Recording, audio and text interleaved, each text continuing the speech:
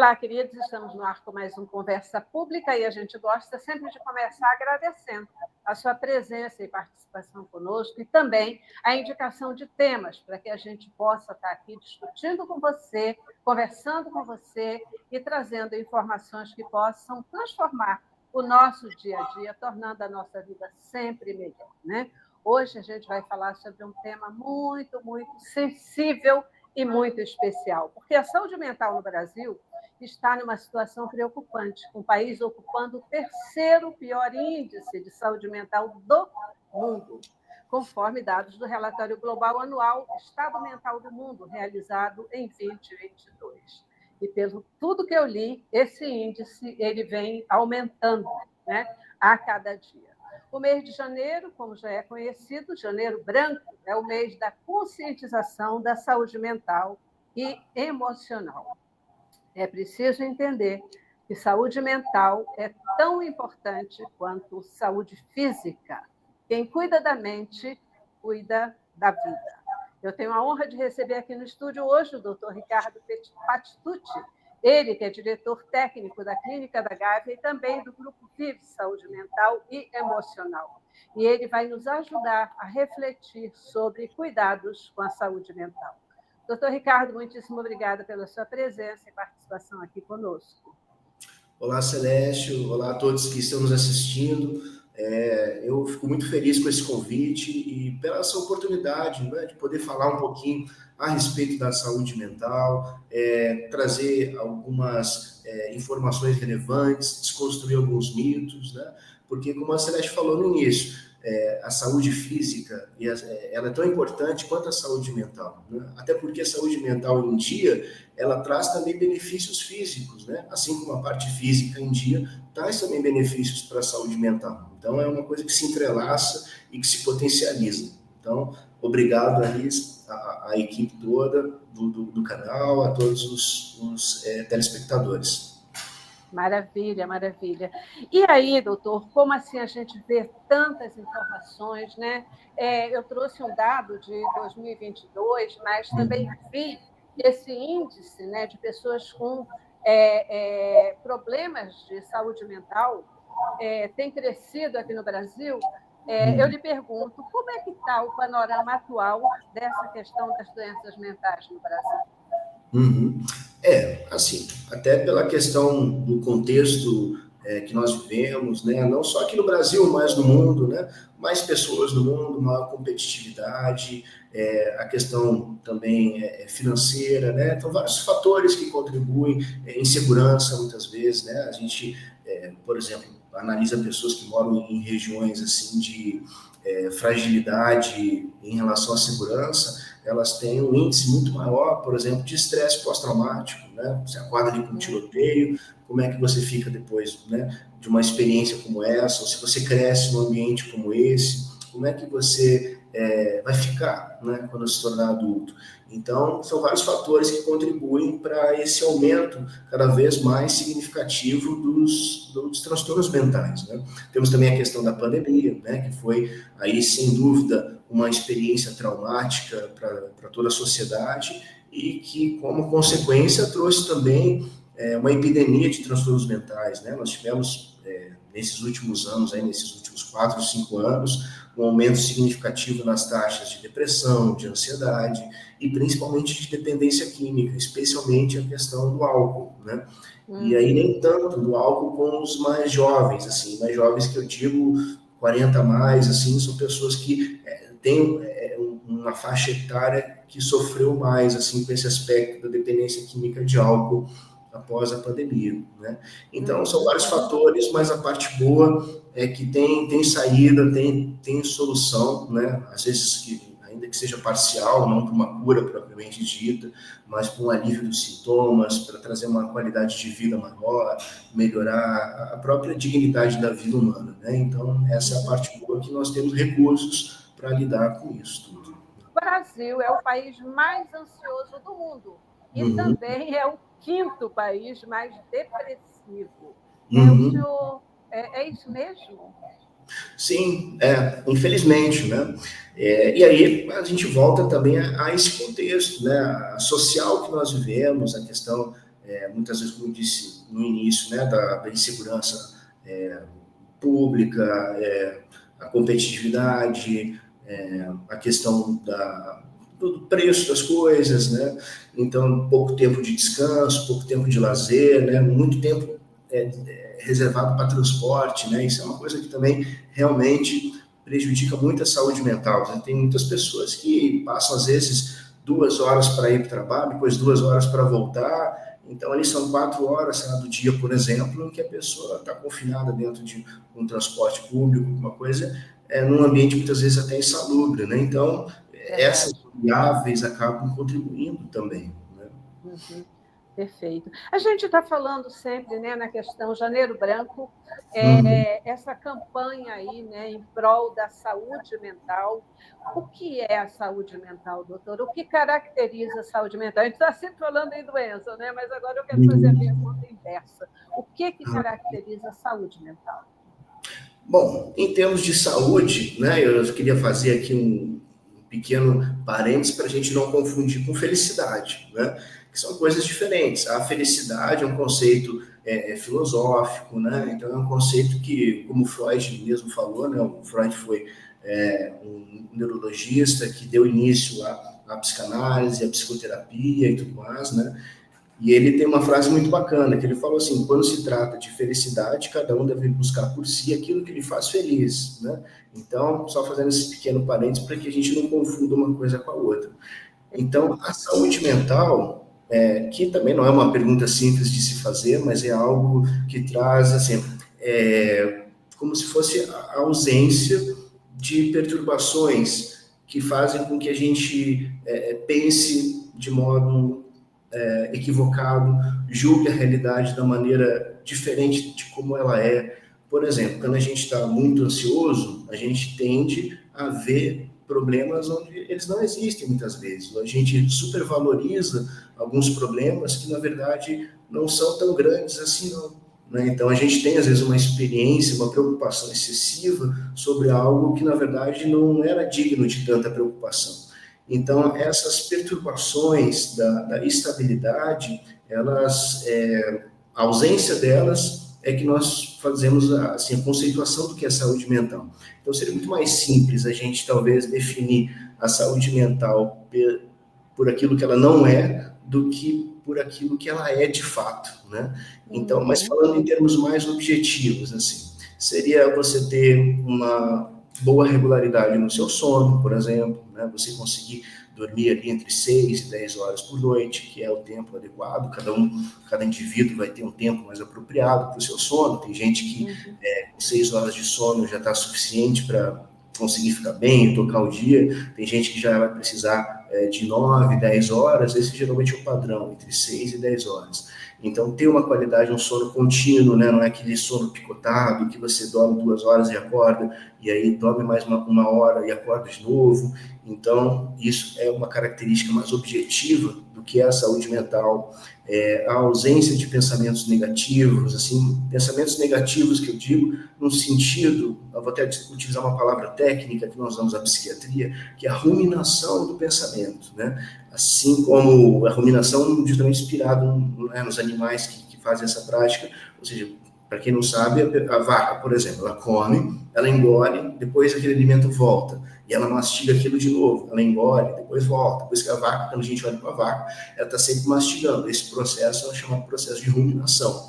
E aí, baseado nesse nome, transpôs-se isso para a saúde mental com a ruminação do pensamento.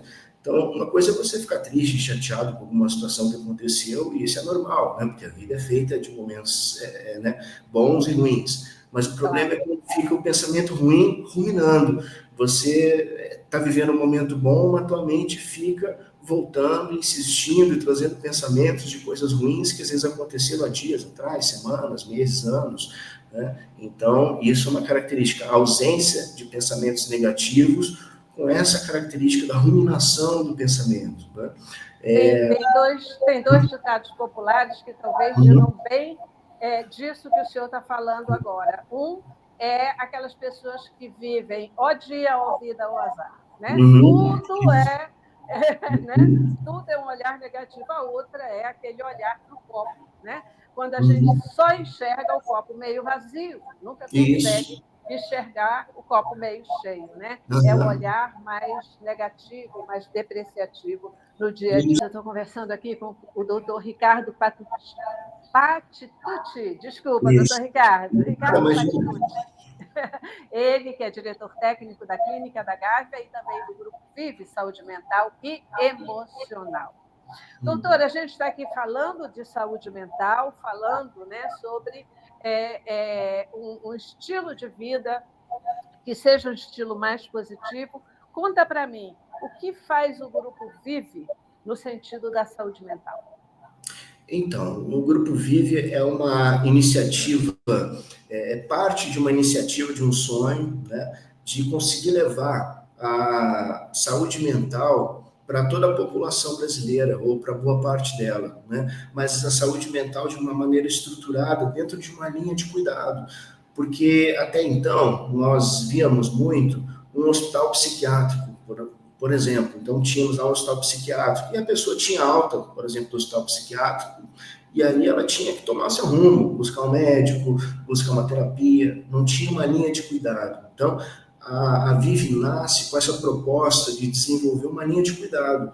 Se precisar de internação, a gente tem a internação, mas às vezes o caso não é tão grave, né? E na maioria das vezes não é a ponto de precisar de uma internação, né? E aí a pessoa pode se utilizar dos nossos ambulatórios, onde nós temos serviços com psiquiatras, psicólogos, né? Aí agora, quando o caso não é assim tão grave que precisa de uma internação, mas também não é algo que consiga ser manejado apenas com uma consulta mensal com o psiquiatra ou semanal com o psicólogo. A gente tem um meio do caminho, que é o hospital dia.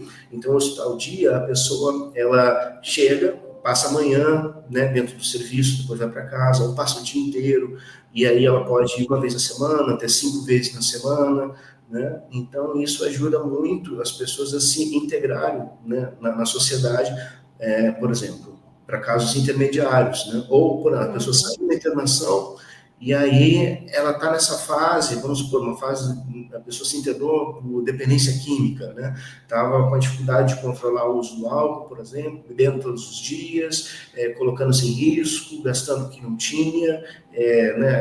A família já bastante prejudicada com aquela situação toda, e a pessoa, por exemplo, se internou, fez lá um período de abstinência, conseguiu se desintoxicar, mas muitas vezes, quando ela sai da internação, já se depara ali com um outdoor, vendendo cerveja, ou vai na casa de um amigo e ele fala, não vou beber, mas fica insistindo, não, mas só um golinho, calma aqui, calma aqui.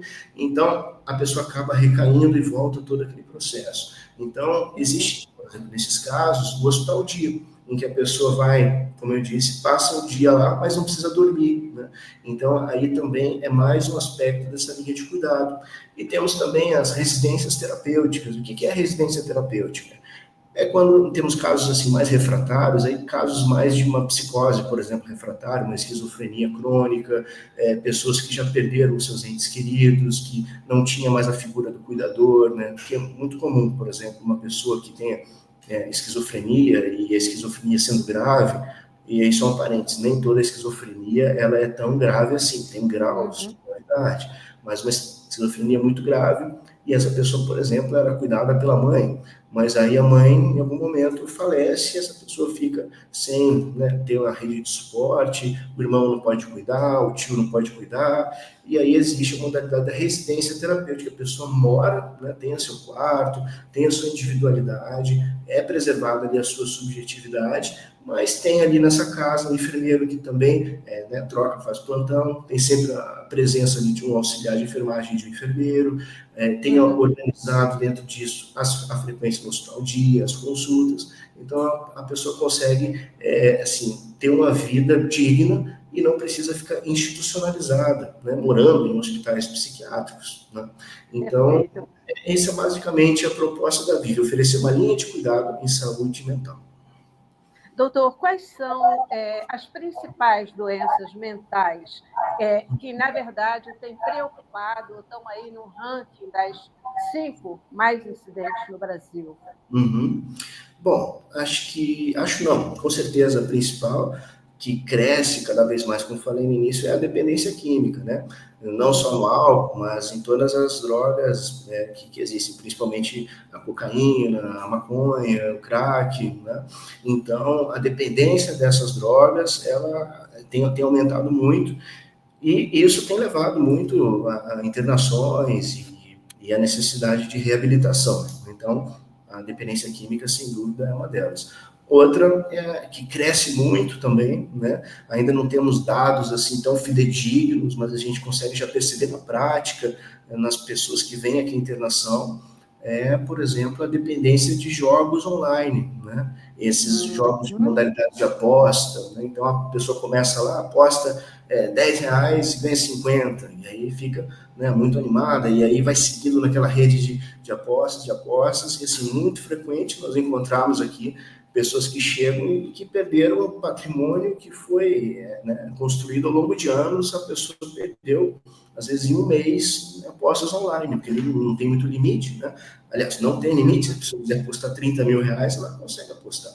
Então, isso é uma coisa que nos preocupa cada vez mais, até pelo impacto que isso tem na sociedade como um todo, né?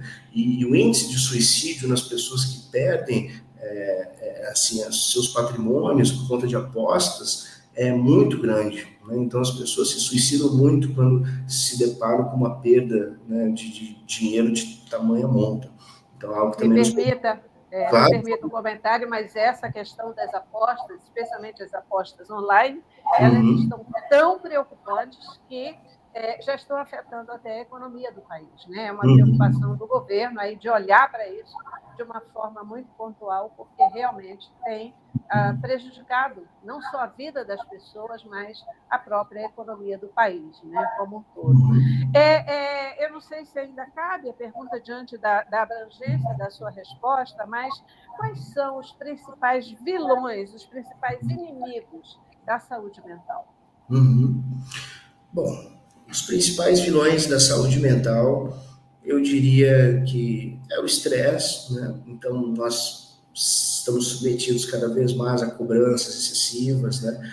E isso acho que é um grande vilão, né? Mas antes disso, que eu tenho falado muito, né, desde o início, a questão da insalubridade, da segurança pública, da competitividade do mundo, da falta de recursos financeiros, isso tudo são variáveis que contribuem para uma má saúde mental, né? Tanto é que nós vamos ver países com índice de desenvolvimento humano, né, o IDH maiores, costumam ter taxas menores de transtornos mentais de modo geral. Mas é preciso pontuar, antes de tudo, que existe um fator biológico também, né? Tem pessoas que têm essa tendência a apresentar algum quadro psiquiátrico mais grave, tem uma tendência à depressão, à ansiedade, né? Tanto é que, por exemplo, em países, né, que a gente pega lá no norte da Europa, que tem um IDH alto, são países ricos, com segurança pública, nós temos elevadas taxas de suicídio, por exemplo, e a grande explicação para isso se deve à exposição à luz do sol, né? Porque quanto mais lá para cima, a gente seguindo lá no norte da Europa, por exemplo, o sol tem 6 meses de sol, quase que direto, e 6 meses de escuridão, né? Então, nesses períodos de ausência de sol, as pessoas tendem a ficar mais deprimidas, por exemplo. Então, eu estou citando isso para mostrar que existe também um fator biológico por trás dessa questão dos transtornos mentais, né? Não é apenas uma questão de modo de vida, né? De qualidade de vida social, tá? Mas aí, seguindo só com a resposta, Celeste, tem a questão, então, do estresse, a questão do prejuízo do sono, né? Que ele pode ser também tanto causa como consequência, né?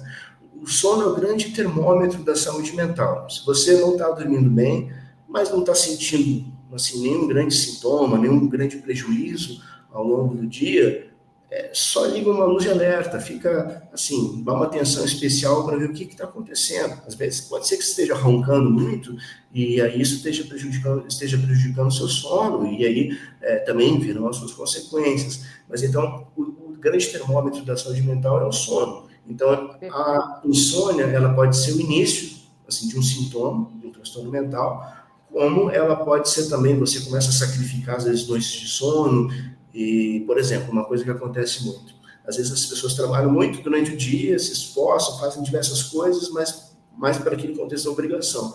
Aí quando eu chego em casa, eu falo, poxa, eu trabalhei o dia inteiro, vou me permitir ficar acordado mais um pouquinho, vou ficar aqui no celular, e quando eu vejo, tá ali nas redes sociais, e aí quando eu vejo 1h da manhã, eu já tenho que acordar às 5 da manhã, e a pessoa acaba sacrificando aquele período de sono para ter um momento ali de lazer, vamos dizer assim, entre aspas, né?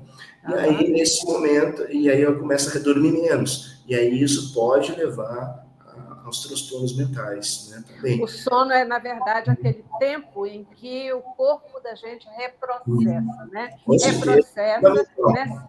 Se retroalimenta e prepara a gente para uma nova carga, um novo dia, uma nova bagagem aí para frente. Doutor, como é que o Brasil cuida da saúde mental do nosso povo? Bom, primeiro, assim, fornecendo uma qualidade de vida, né? Momentos assim de lazer. Não quero entrar aqui em questões políticas que não cabe para o momento, mas e nem tomar partido de nada nesse sentido. Tá? Mas quero dizer assim no sentido de você ter tempo de qualidade com a sua família, né? São fatores que são fator de proteção para a saúde mental, por exemplo. Você aprender uma atividade nova, né? Então, muita gente, até com questões da vida, as pressões do trabalho, das responsabilidades, mas não tem tempo de se dedicar e aprender, por exemplo, um instrumento musical, aprender uma língua estrangeira, aprender inteligência artificial, sei lá, aprender uma coisa nova. Mas, então, assim, se houvesse uma possibilidade das pessoas terem mais tempo livre, né, para dedicarem a si mesmos e às pessoas que gostam e a novas atividades, isso seria, claro, sem dúvida, um grande ganho para a saúde mental da população, né? Até porque, por exemplo, uma coisa interessante, aprender coisas novas é um dos grandes fatores que previnem a demência, né? Então, quando a gente está sempre estudando alguma coisa, aprendendo alguma coisa, a gente está criando uma chance menor de desenvolver demência, né? Outra característica, como eu falei no início, é essa questão também de deslocamentos muito grandes, né? As pessoas ficarem muito tempo, né, em transportes para chegar aos seus trabalhos. Isso também é uma coisa que, do ponto de vista, né, como a senhora perguntou, o que o governo, o que a gente podia fazer pelo povo, né, para melhorar, seria melhorar o transporte, né? Porque tendo um transporte mais eficaz, você tem mais tempo para se dedicar a si mesmo. Outra característica fundamental é a segurança, né? Porque ninguém pode ter uma saúde mental equilibrada se acordado às 5 da manhã com tiroteio. Então, realmente, esse tipo de coisa está além da medicação, né? Não existe remédio para tratar, assim, ou melhor, para prevenir. Não, você toma remédio, porque aí se você tiver tiroteio, você não vai sentir nada, né? A gente pode até tratar depois o estresse pós-traumático que virá, né? E aí tem remédio para isso. Mas melhor do que isso é nem ter essa insalubridade, essa insegurança. Então, você ter um ambiente, né? Um ambiente que permita um prazer maior, um bem-estar maior, né? E não um ambiente de tensão contínua. Doutor, a gente já está aqui caminhando para o final do nosso programa, nosso tempo praticamente acabou, mas eu ainda queria lhe perguntar uma coisa. Quais são os principais mitos com relação à saúde mental ou à doença mental? Bom, tem vários, né? Por exemplo, quem fala que vai se suicidar não se suicida. Isso é um grande mito. A maior parte das pessoas que se suicidam, elas falam algumas vezes que vão se suicidar, né? Ou não no sentido tão objetivo, por exemplo, mas elas vão dizer: não, poxa, eu não queria estar vivo, não, não aguento mais essa vida, podia acontecer alguma coisa comigo, eu podia não estar mais aqui. Então a pessoa vai dando indícios, né? Então esse acho que é um grande mito, né, da saúde mental. A questão da dependência química também, né? Quando a pessoa se reconhece dependente químico, é necessário aceitar que o ideal, né, aliás, não dá para beber mais, né? Então a pessoa não deve mais ter o contato, né? Como fala no AA, evita o primeiro gole. Então é uma ilusão a pessoa achar que, sendo dependente químico, ela vai conseguir beber uma cervejinha. vai beber a cervejinha, depois vai vir 2, 3, então esse é mais um mito, né? Então acredito que nesse sentido acho que seriam os principais, né? Um mito, esse é importante também, só para a gente finalizar nesse ponto, que quem toma medicamento psiquiátrico é maluco, né? Então a gente nem usa esse termo maluco, né? Esse maluco é um termo leigo. Psiquiatria a gente não trabalha com essa palavra, tá? E às vezes não é um quadro grave de psicose, de você achar que está acontecendo coisas que não estão, né, de quebra do juízo da realidade. Às vezes você toma medicação para dormir um pouco melhor, para se sentir mais disposto, para você tirar pensamentos ruins que ficam na sua mente o tempo todo. Então, muitas vezes, tomar uma medicação e buscar um cuidado é um gesto de sabedoria, e não, às vezes, um gesto de fraqueza, né? Como também é um mito, né? Quem busca tratamento psiquiátrico, psicológico, é porque é fraco. Não, pelo contrário, é sábio, está reconhecendo Exatamente. a dificuldade, está agindo sobre a sua dificuldade para se tornar uma pessoa melhor. Né? Então, exatamente. São os principais. Exatamente. E é super importante, né, que quando uma pessoa ela não está bem emocionalmente, mentalmente, ela precisa de acolhimento. Ela precisa de atenção e não de afastamento, né? Porque a gente pensa, é um chato, é isso, é aquilo. E aí a gente vai também se afastando dessas pessoas. E a gente precisa garantir uma aproximação, porque isso é importante, realmente importante. Antes de me despedir do senhor, eu quero deixar para você, que está nos acompanhando aqui, uma passagem que tem num livro super importante, que é o livro de Provérbios, lá no capítulo 4, 23, que diz o seguinte: tenha cuidado com o que você pensa, pois a sua vida é dirigida pelos seus pensamentos. O que a gente pensa influencia totalmente o que a gente faz. Doutor Ricardo, muitíssimo obrigada pela sua presença. Nada, imagina. Obrigado pelo convite. Obrigado a todos que nos assistiram aí. Tudo de bom. Isso aí. E vamos cuidar da nossa saúde mental, não é isso? Vamos lá. Mais uma vez, obrigada, doutor Ricardo, e obrigada a você também que participou conosco. Até a próxima. Tchau.